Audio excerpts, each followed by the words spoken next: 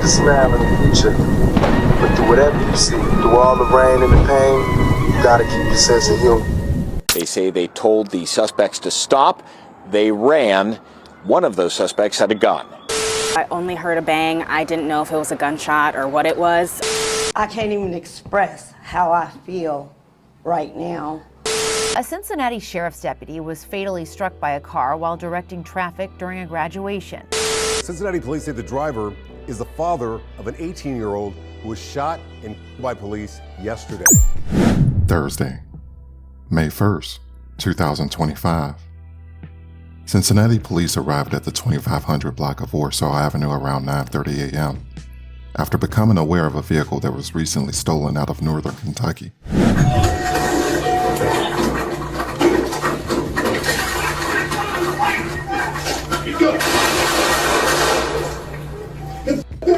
One officer fired 5 shots, striking one of the fleeing suspects twice, one in the chest and one in the arm.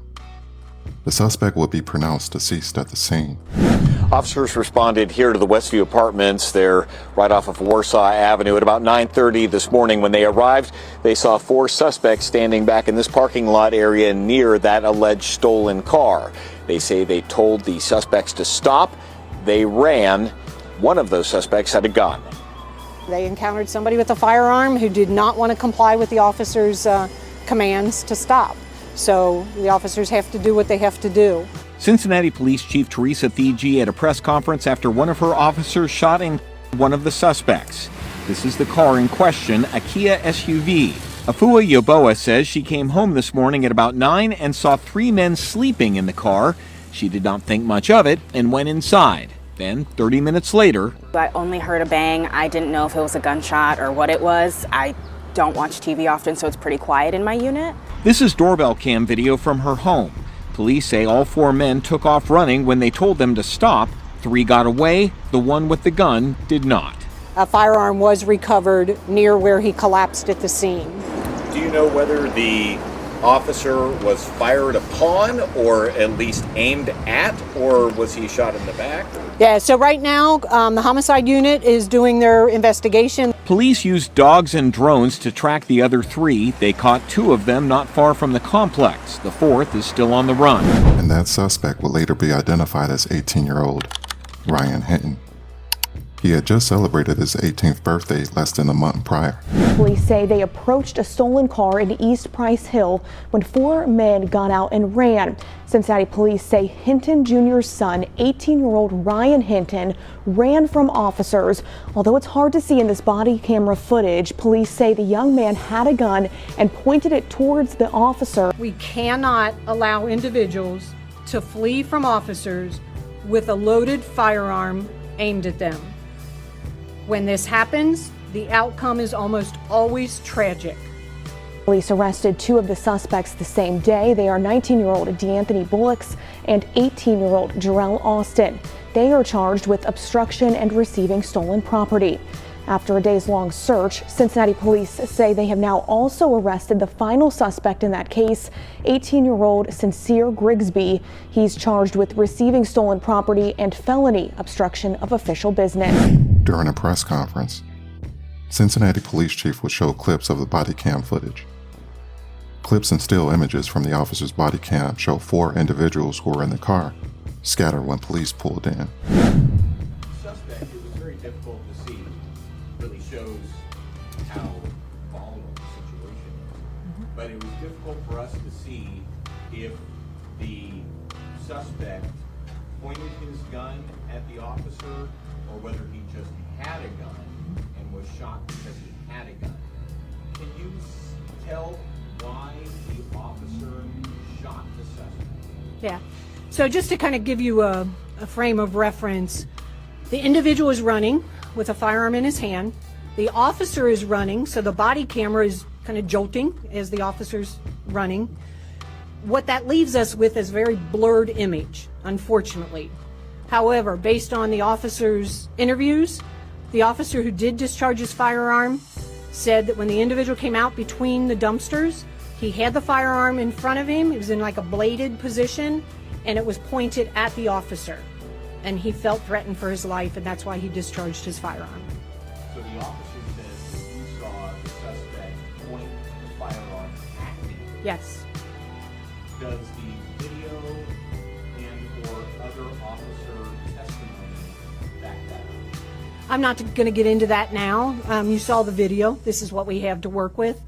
Because it is an ongoing investigation, I'm not going to get that far into details right now.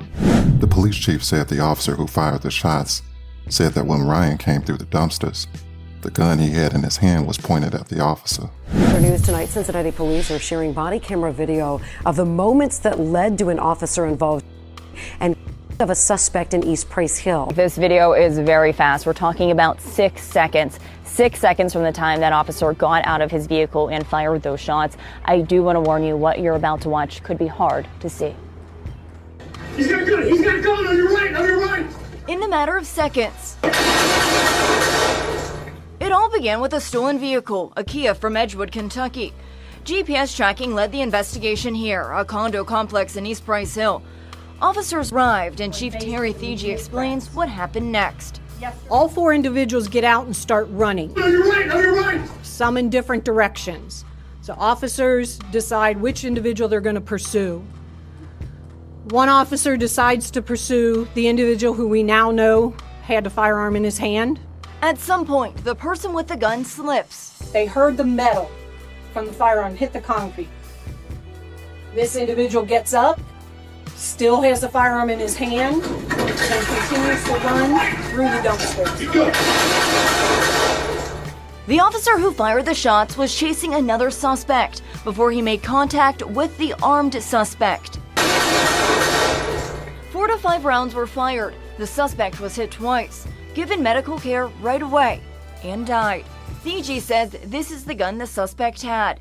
A semi-automatic with an extended magazine, with another magazine in his pocket. The next day on May 2nd, Ryan's family reviewed police body cam footage of the incident.